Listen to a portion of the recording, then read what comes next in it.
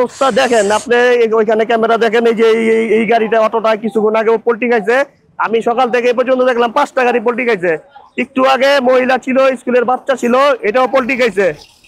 এই রাস্তাটা এই পঞ্চবটি মোড় থেকে এই রহমান গার্মেন্টস এর সামনে পর্যন্ত খুব বাজে অবস্থা। প্রত্যেক দিনে যে স্কুল কলেজের বাচ্চারা যায়, জীবনের ঝুঁকি নিয়ে যায়।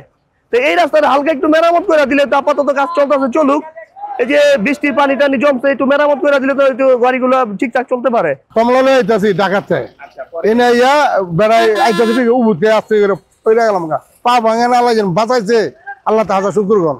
বসুন্ধরা টিস্যু, অশুদ্ধতার বিরুদ্ধে এক বিন্দুও ছাড় নয়। আমার অনেক 10,000 টাকা লোকসান, মানে আমারটা আমি বুঝতেছি। আমাদের যে ভুল ডিসিশন গুলার একটা বহিঃপ্রকাশ। আমাদের রাস্তা করার সময় আমরা কিভাবে চলবো এটা আগে বিবেচনা করা দরকার ছিল।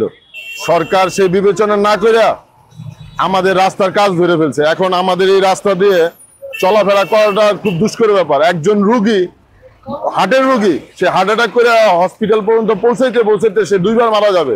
পঞ্চবটি থেকে নারায়ণগঞ্জ আমাদের এই মূল সড়ক, যেটা আজকে 1 বছর যাবৎ ফ্লাইওভারের জন্য এই যে কাজগুলা, যে রাস্তাঘাটে ক্ষয়ক্ষতি হইতেছে, এই ক্ষতিগুলোর জন্য এই যে প্রতিনিয়ত 2টা 4টা করে অটো গাড়ি উল্টে যায় মানুষের ক্ষয়ক্ষতি হয়। কেউ পাও কাটে, কেউ রাত ভাঙ্গে, কেউ পাও ভাঙ্গে।